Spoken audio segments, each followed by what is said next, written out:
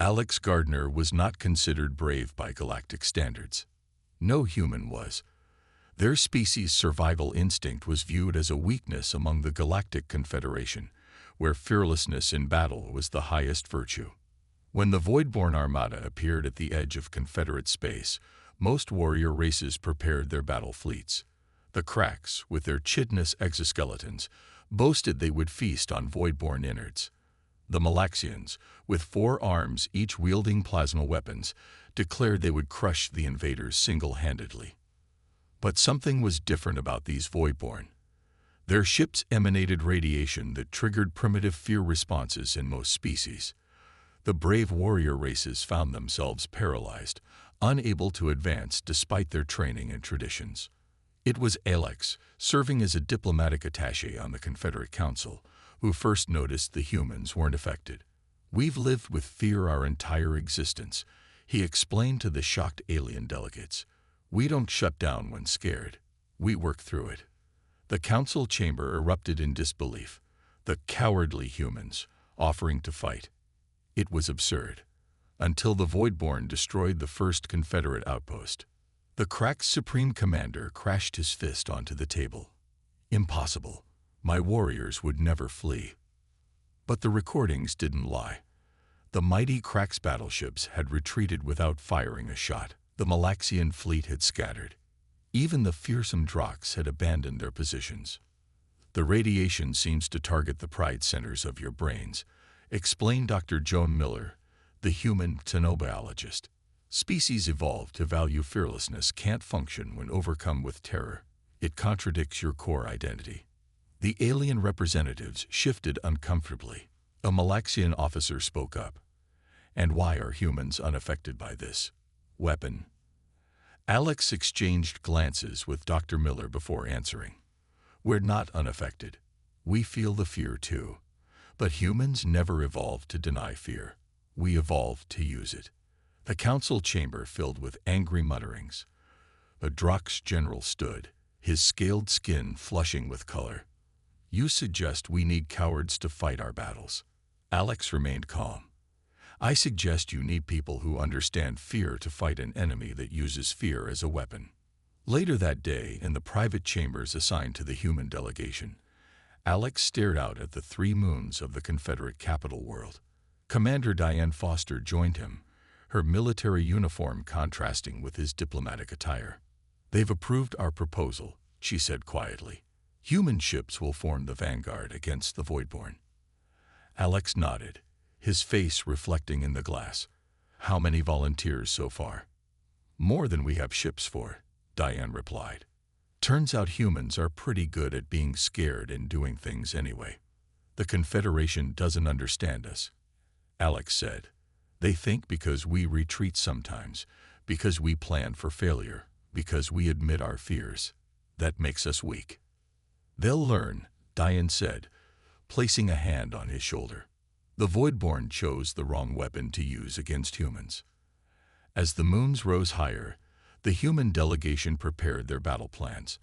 Unlike the straightforward assault strategies favored by the warrior races, these plans included contingencies, retreat options, and psychological support protocols. The galaxy was about to learn what humans had known for thousands of years. True courage wasn't the absence of fear, but action in the face of it. Captain Olivia Morris stood on the bridge of the Earth Alliance vessel Defiant, surveying her crew. Humans had only been part of the Confederation for 30 years, mostly serving in support roles. Now they were humanity's first combat vessel in interstellar war. "The Confederation thinks we're cowards because we experience fear," Morris addressed her crew. "But they don't understand that courage isn't the absence of fear, it's action despite fear." The bridge crew listened carefully. Most had never expected to see combat. Before the Voidborn appeared, humans were considered too emotionally fragile for frontline duties. Now they were the only ones who could fight. "Each of you volunteered knowing the risks," Morris continued. "That already shows more courage than species who fight without feeling fear." Meanwhile, in the Confederate capital, Sam Rivera coordinated the human response. As the highest-ranking human in Confederate military structure, he faced constant criticism. Your species retreats at the first sign of danger, General Krastal growled. How can you possibly lead this initiative? Sam smiled patiently. Because retreating isn't always cowardice. Sometimes it's strategic. We've been studying the void-borne radiation patterns.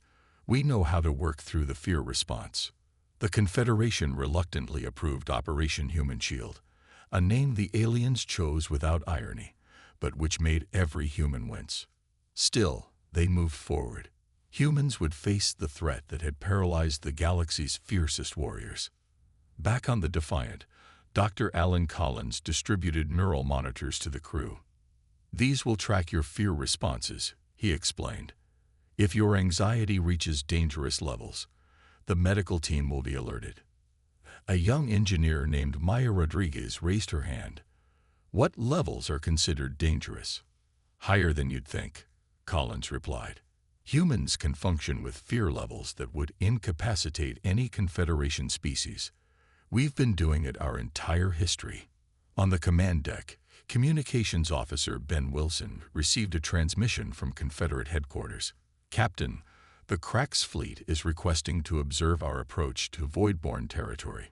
They want to study our techniques. Captain Morris nodded.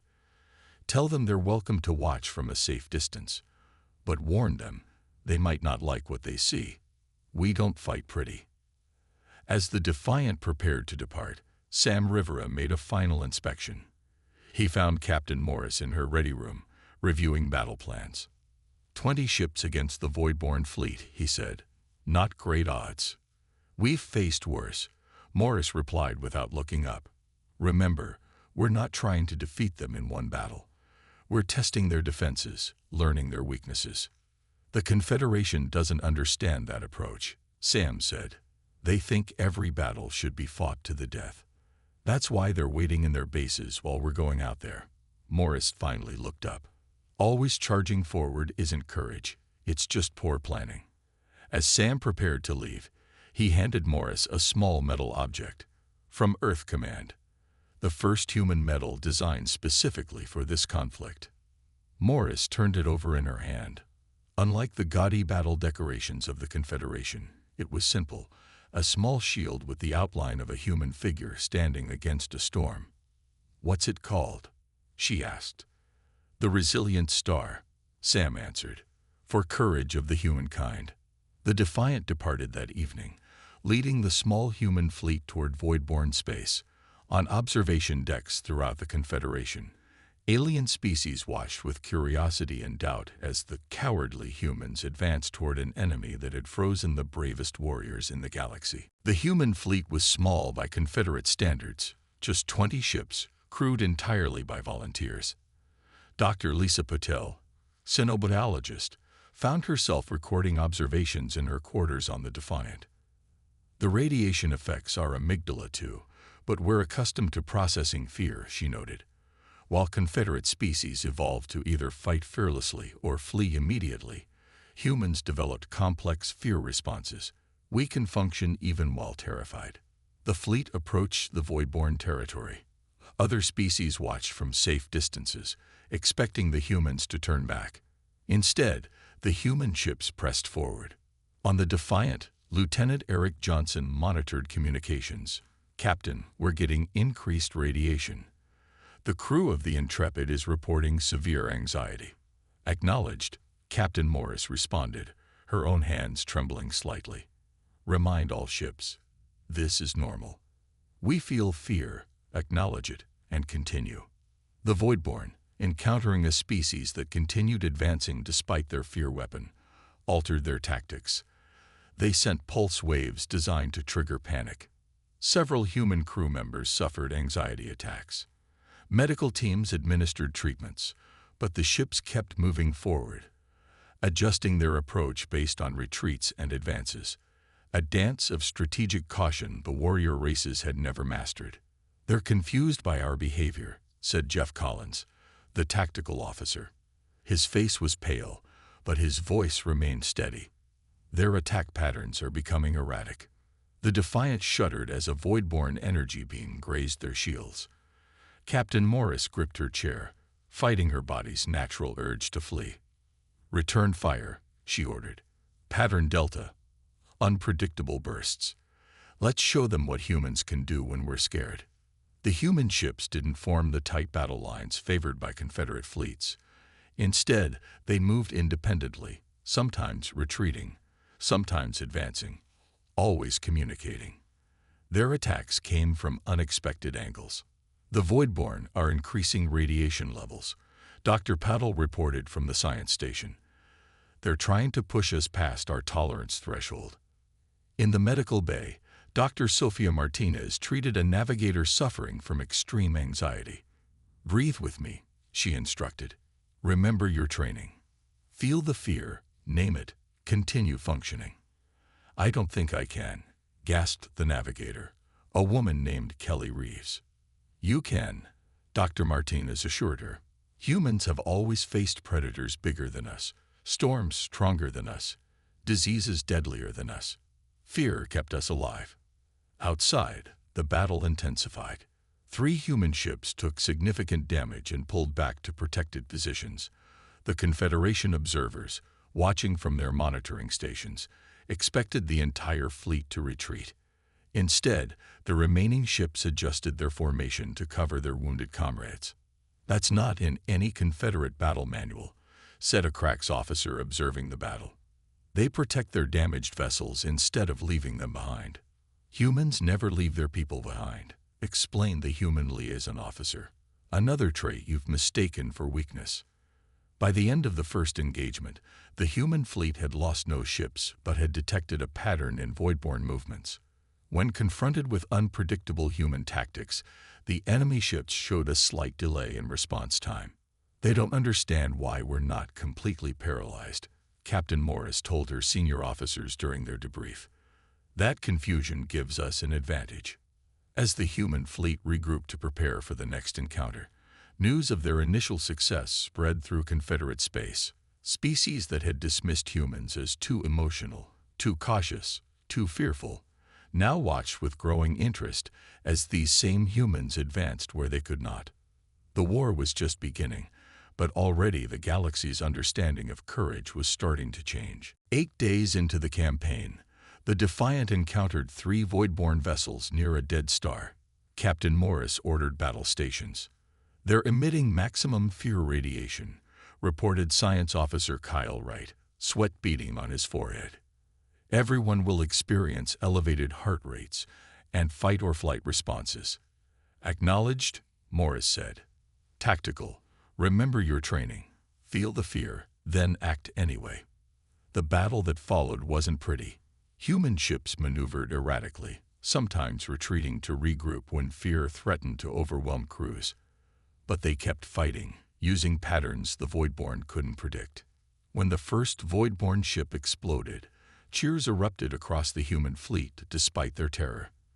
The remaining enemy vessels retreated, clearly confused by opponents who continued fighting while radiating fear pheromones.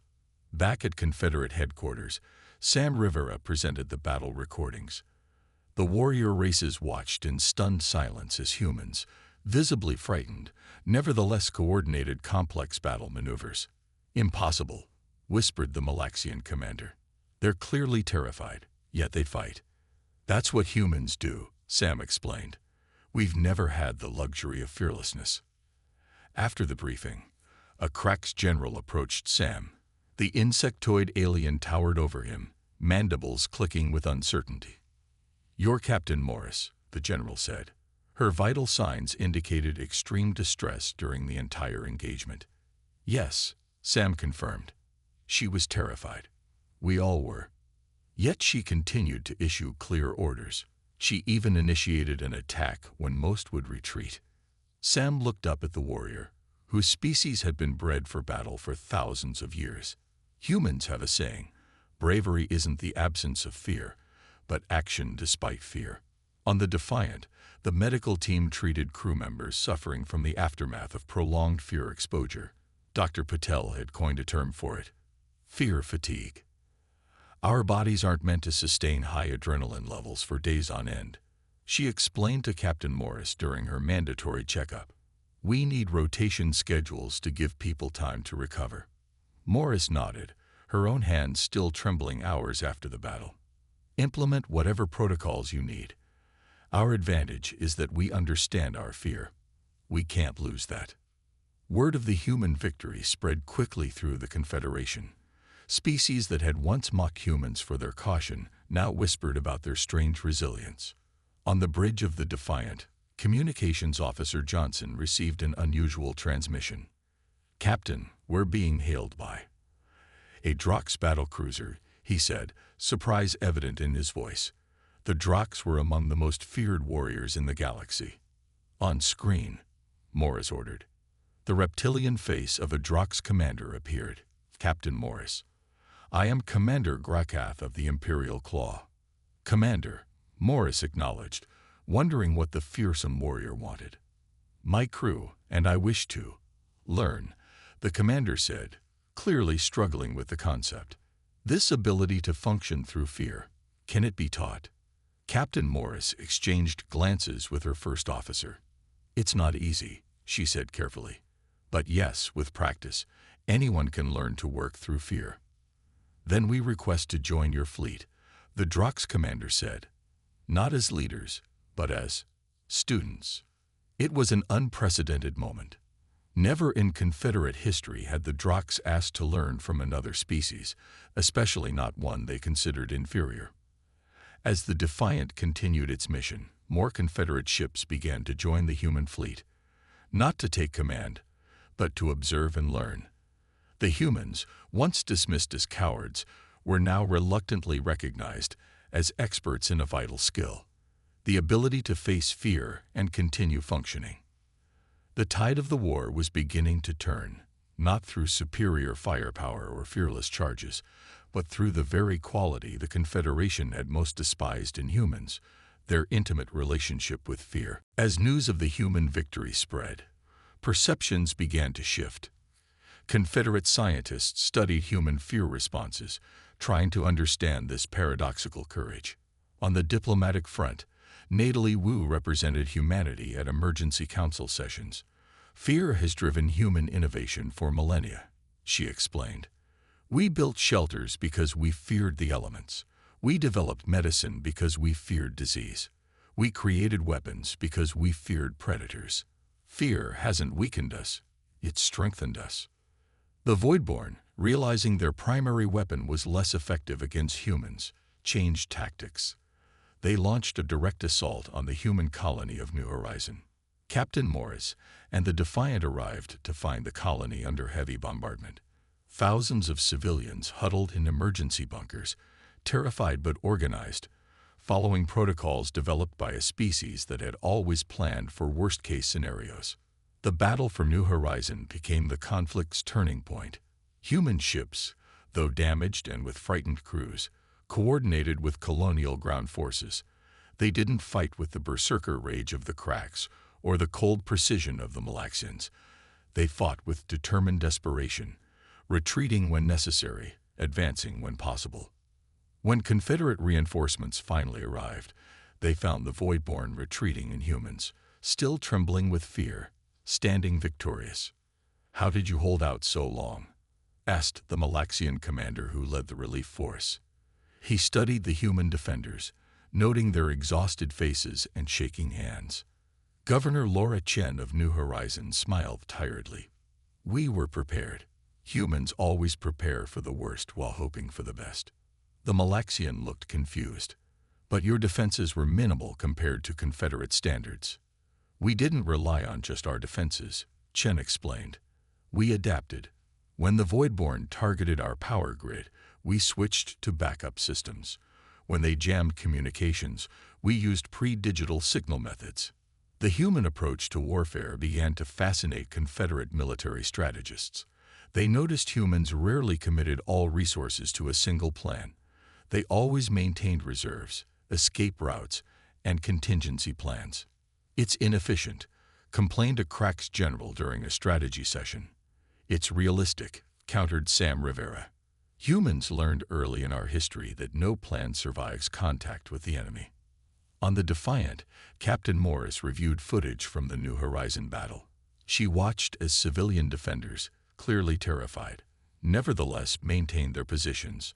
She saw medical teams working through bombardments, engineers repairing crucial systems under fire. "This is what the Confederation needs to understand," she told her officers. Every human in that footage was scared. None of them were fearless, but they all kept functioning. Dr. Patel had developed new training protocols based on human meditation techniques.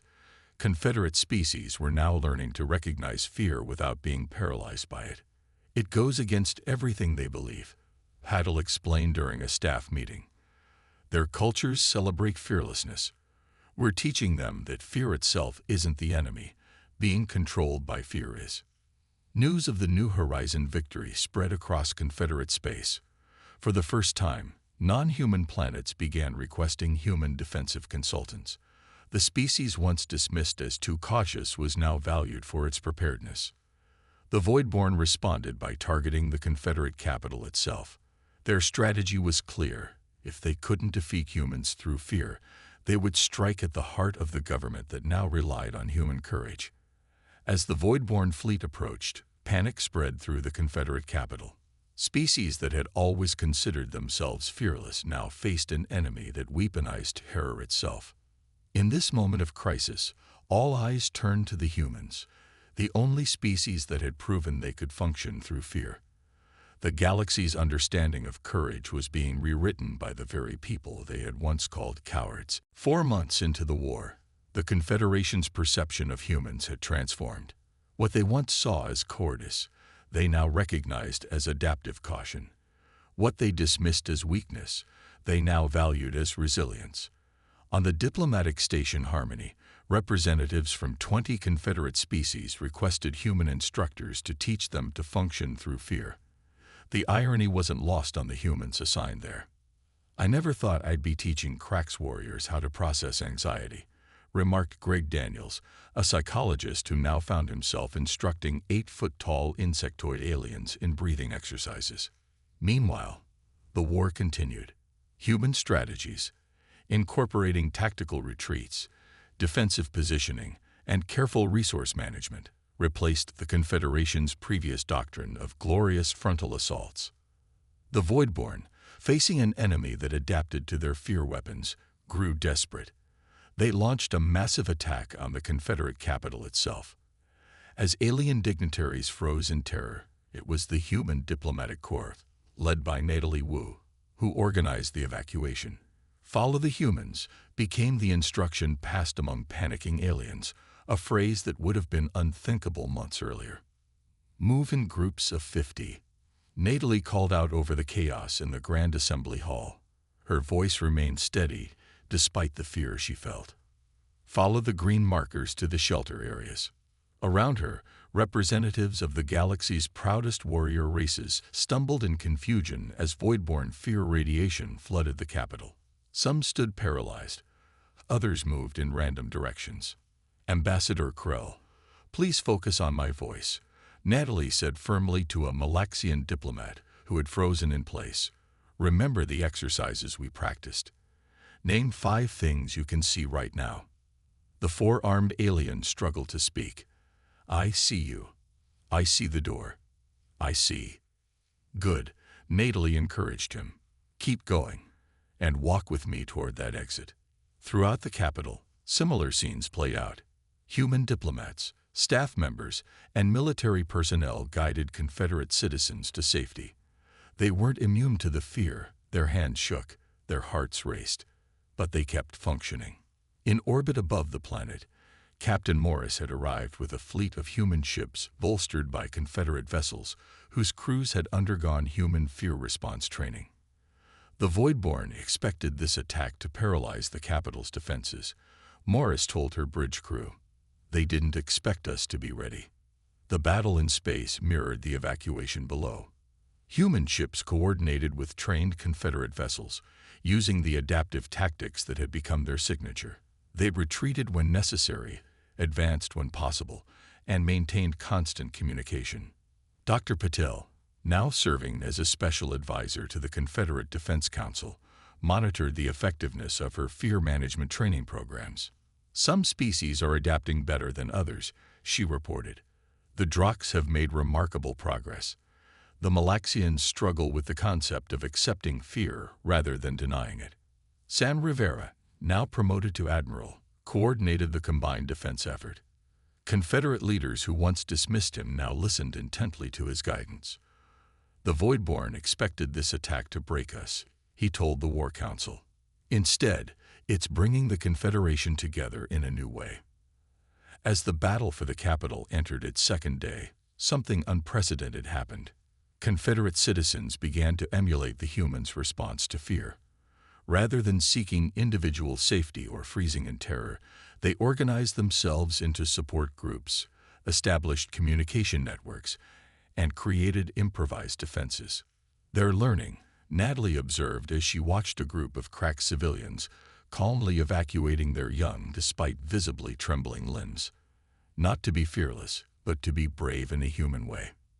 By the third day, the Voidborn attack faltered. Their primary weapon, fear itself, was losing effectiveness as more Confederate species learned the human approach to courage. As the enemy ships began to retreat, a new understanding spread through the Confederation. True strength wasn't the absence of fear, but the ability to function despite it. A lesson that cowardly humans had been trying to teach them from the beginning. The final battle took place in orbit around the Confederate capital.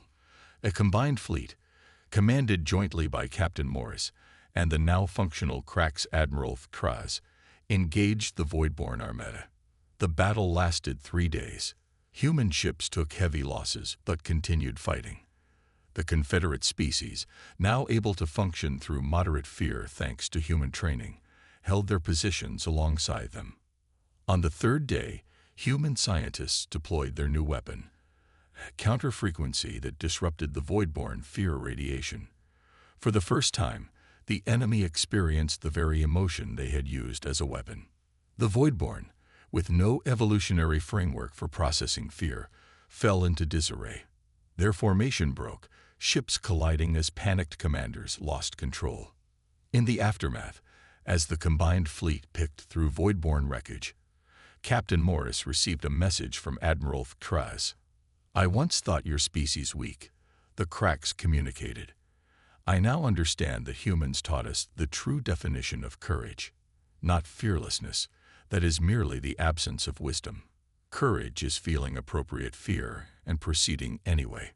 6 months later, the Galactic Confederation unveiled a new monument on their rebuilt capital world.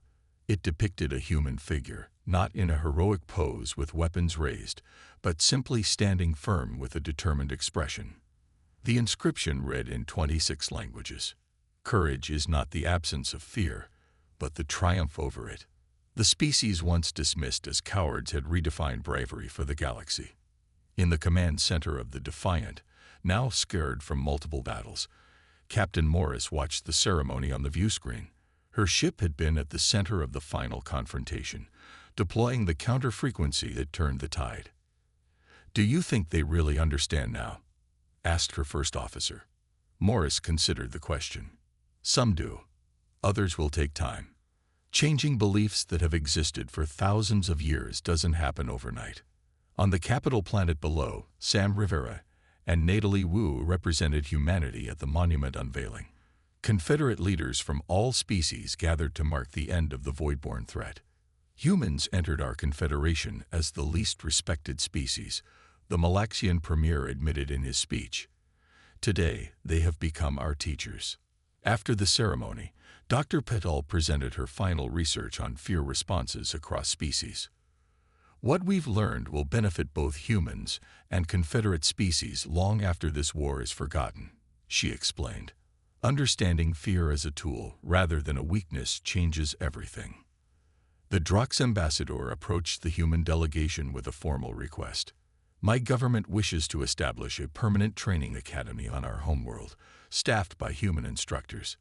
We believe this, human courage, is something our warriors must learn."